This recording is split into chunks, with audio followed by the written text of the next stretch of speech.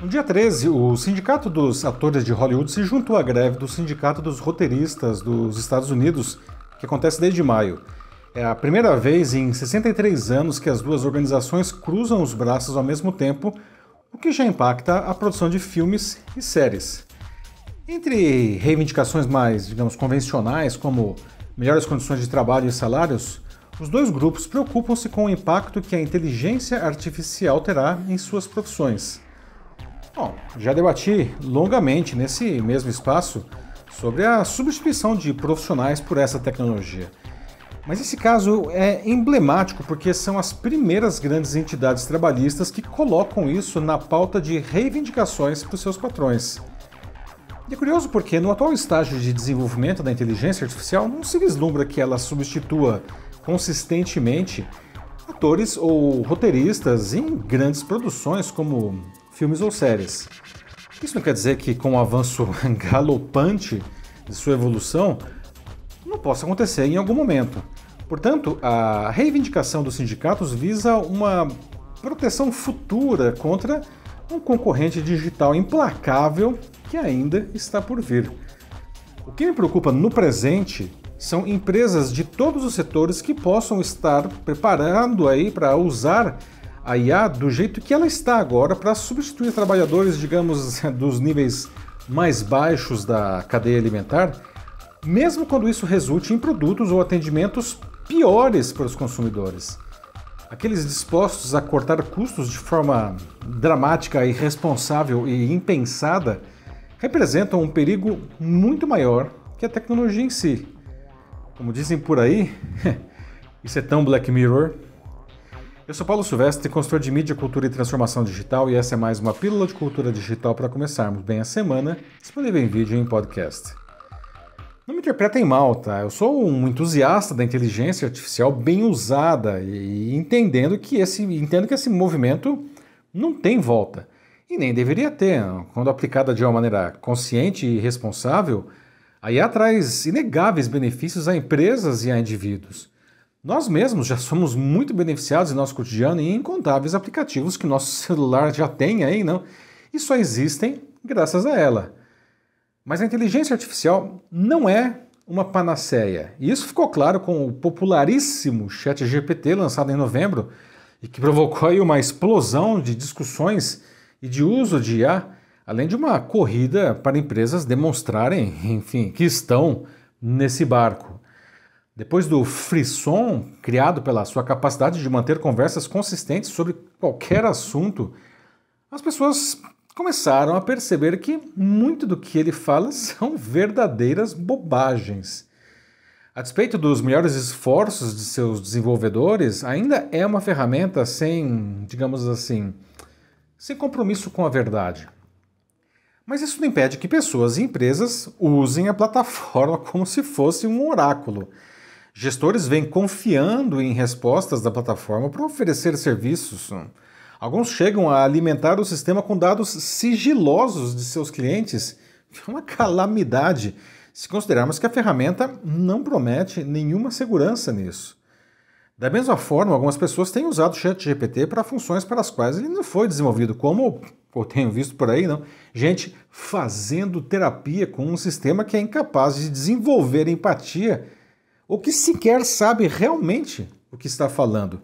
Afinal, todas essas plataformas simplesmente encadeiam palavras seguindo análises estatísticas a partir de uma gigantesca base de informações com as quais elas foram treinadas. O problema não é, portanto, usar a tecnologia, e sim usar mal uma coisa boa. Se o objetivo for somente economizar custos, essa é uma economia porca, não? Que resulta em uma queda dramática na entrega ao público. No dia 18, terça passada, James Cameron, que foi diretor e roteirista de sucessos como Avatar e Titanic, deu uma entrevista à rede de TV canadense CTV News, afirmando que a inteligência artificial não é capaz de produzir roteiros. E segundo ele, abre aspas, não acredito que uma mente desencarnada que apenas regurgita o que outras mentes vivas disseram sobre a vida que tiveram, sobre amor, sobre mentira, sobre medo, sobre imortalidade, tenha algo que vá comover o público. Fecha aspas.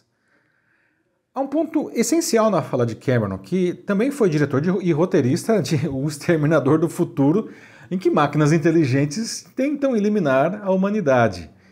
A gente precisa entender que a inteligência artificial não é realmente criativa.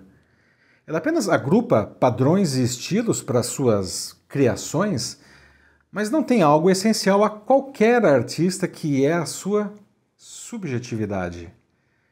A nossa história de vida faz com que os padrões que aprendemos sejam inspiração para a nossa criatividade e não uma limitação. A máquina, por outro lado, fica restrita a eles, a esses padrões, não sendo incapaz de alterá-los. Mas eu não me iludo, o que puder ser automatizado, será. E funções cujos trabalhadores atuam de uma forma, digamos, previsível, seguindo regras muito estritas, já estão sendo substituídas por robôs. Em situações como essas, a máquina desempenha as tarefas de uma maneira mais rápida, mais eficiente e mais barata, e a qualidade das entregas ao cliente pode até melhorar. Nos demais casos, a inteligência artificial não deveria ser usada como uma ferramenta para substituir profissionais, e sim para torná-los mais eficientes nas suas atividades, oferecendo a eles sugestões e informações que jamais conseguiriam ter sozinhos suas limitações humanas. Bom, em outra frente, o Google está testando com alguns jornais um sistema baseado em inteligência artificial capaz de escrever textos a partir de informações que lhe forem apresentadas. Em um comunicado, a empresa disse que, abre aspas, essa ferramenta não pretende e não pode substituir o papel essencial que os jornalistas têm em reportar, criar e verificar os fatos, fecha aspas, devendo ser usado como um apoio para esses profissionais, liberando seu tempo para tarefas mais nobres.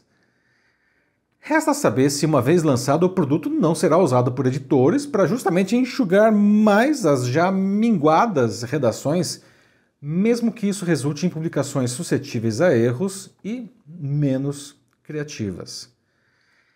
É interessante que, na mesma entrevista, o James Cameron, ele explicou que sobre os roteiros, abre aspas, nunca é uma questão de quem os escreveu, mas de serem boas histórias, fecha aspas.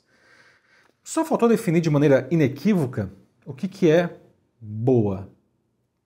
Alguns filmes têm roteiros escritos por humanos que são muito ruins, e mesmo assim são feitos. Para escrever aquilo, talvez a inteligência artificial bastasse.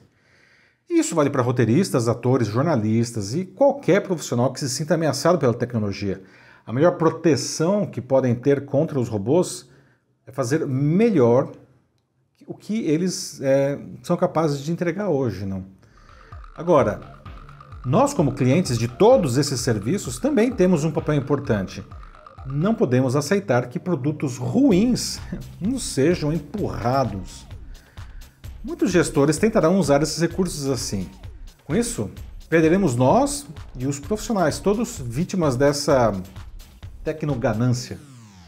Isso não pode passar e muito menos se normalizar. É isso aí, meus amigos.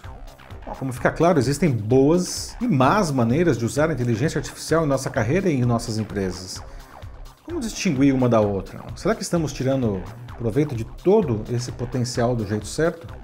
Se quiser debater sobre isso em sua empresa ou instituição, mande uma mensagem aqui para mim que vai ser um prazer conversar com vocês. Eu sou Paulo Silvestre, consultor de mídia, cultura e transformação digital. Um fraterno abraço. Tchau.